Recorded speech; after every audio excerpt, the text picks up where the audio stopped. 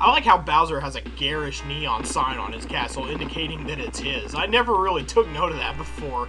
But that's really tacky and funny, and I kind of wish I had the money to put something together like that. Just a big old neon sign on my front door that says Jesse in big old letters.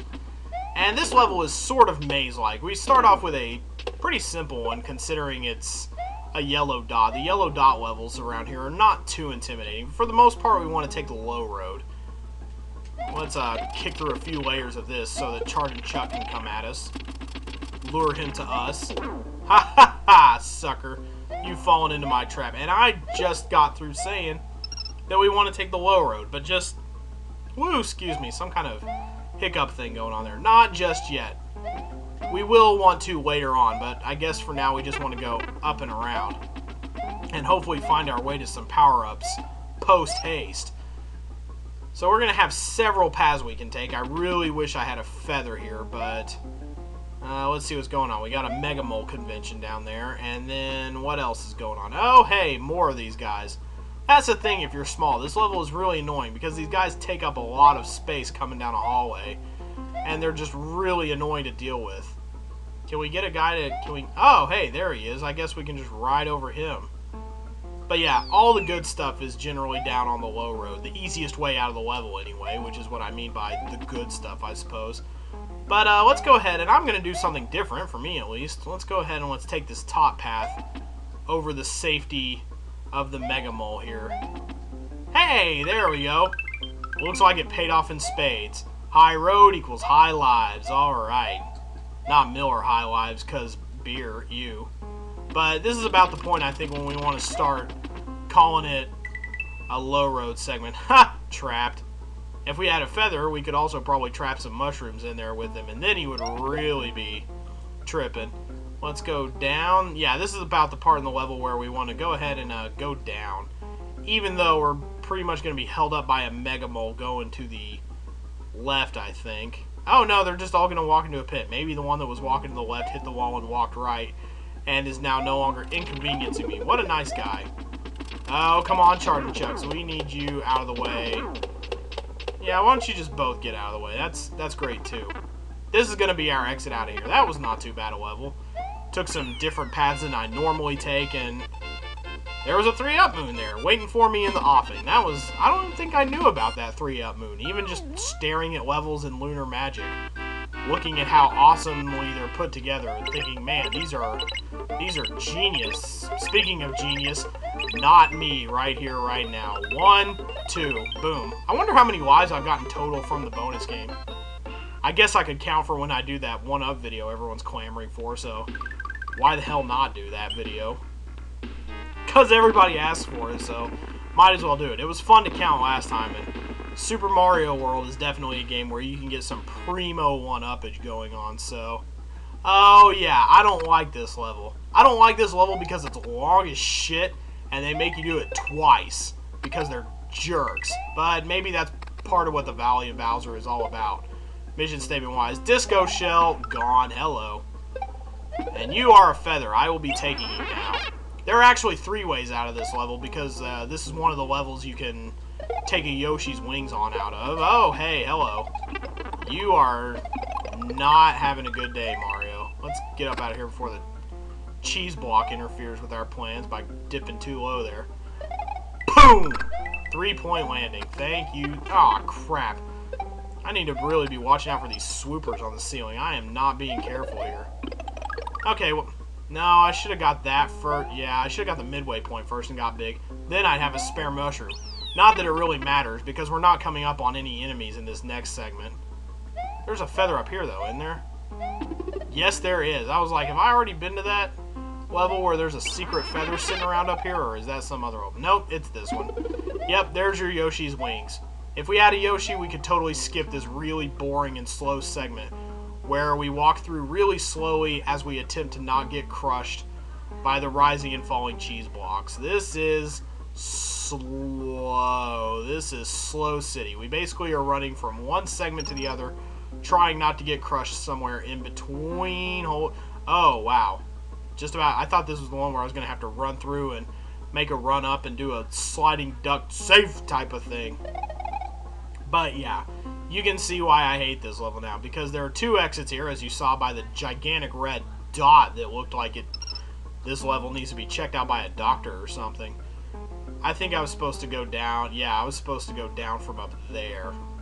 Well, we can make it a little easier if we wait for it to go up and just run, but you can see the time just ticking down, annoying me with its ticking downness as we just wait for this little yellow cheese block going up and down to work its magic. Yeah, and I'm going to be back to do that again, so that's going to take a huge hunk out of my day. You know, I was going to otherwise spend actually getting productive recording done. But I suppose, you know, for the sake of exploratoriness, we'll go through and we'll show the actual legit exit here, and then we'll come back. This is where we want to run down. I should have just run up there. Why did I wait right here? I'm just wasting all kinds of time. But you don't generally have to duck once you get to a safe spot. That's the nice part. They were kind of lenient with the ceiling space. This is the only really hard part right here, I'd say. I usually have to do a ducking slide type thing to feel like I'm getting out of there safely. And now we're going to have some rising cheese blocks. We touch these, and we got to get out of here before we get crushed by them. They're going to play a part in getting us out of here secret way. Yeah, there we go. And of course, mega moles, because, I don't know. You got a mole infestation, Bowser. You chose to live in a very mole-infested valley. Did you know that? I think you knew that, and you just kind of turned them on your side. It's like, hey, how about you not infest my castle, and I give you universal health care. Ha ha ha, boom. 28, and now we're going to go back, and I'm going to do that really long level all over again, but for your benefit, I'm going to skip most of it. Okay, we skipped that whole dumb cheese block segment, only to come to this room. We have only the subtlest of hints indicating where the secret exit is. We let this cheese block rise all the way up, and then we go over the ceiling to the left, and that's going to take us to a room that we couldn't see behind us when we came in here. Leading, of course, to the keyhole, and to our final level for today, which is the Valley Fortress. The last of the 4 fortresses. We're going to go ahead and we're going to do this one. Is this a Smashy Spike level? They really concentrate them toward the end of the game here. Yes, it is. There are lots of them. Let's go ahead and get a spare feather that we don't need because we already have a spare feather. And yeah, you can see they are not messing around with the giant spikes. Let's just plow through here with the cape. Make this a quick and dirty affair because I might die at least once here because the timing on these things is pretty... You got to be pretty good. For example, I'm just going to blow through all 3 of these. Oh, crap. That's not going to float back down in time. I did a boo-boo. Okay, well, we at least have a little bit of rest from them, but just you wait. We're going to be asked to do some pretty nasty platforming here.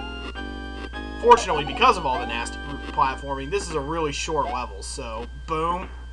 Yeah, okay, you can see we're already on the highest setting. Okay, well, sort of. They kind of take a little rest when they go back up. This is the part right here that's tough. You got to pretty much start running as soon as it comes back up and do a slide. And we're going to have to do that one more time. Let's make sure I've got this. Oh, crap-a-doodle. Yep, see, that just smashes right in on you.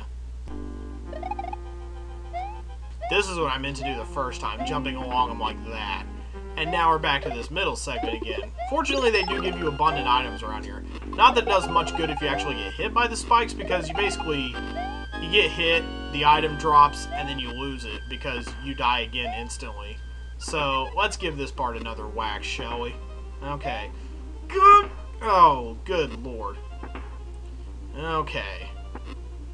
Wait for the fireball. The fireball is what tripped me up there. It usually doesn't, but let's go ahead and run it.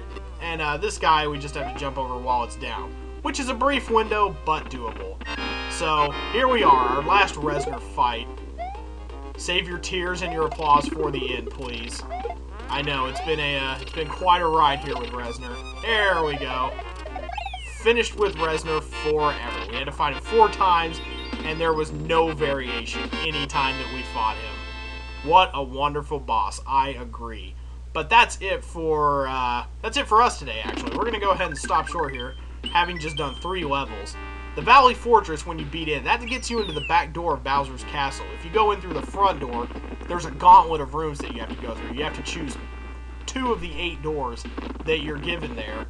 And once you do that, it takes you to another segment before the final Bowser fight. And the back door takes you straight to that penultimate segment without having to do the beginning gauntlet, the initial gauntlet of rooms there.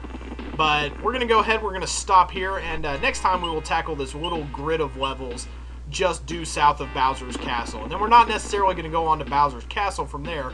We have other levels that we have to tackle that we haven't done yet, and that I've made plenty of, you know, made it a big deal.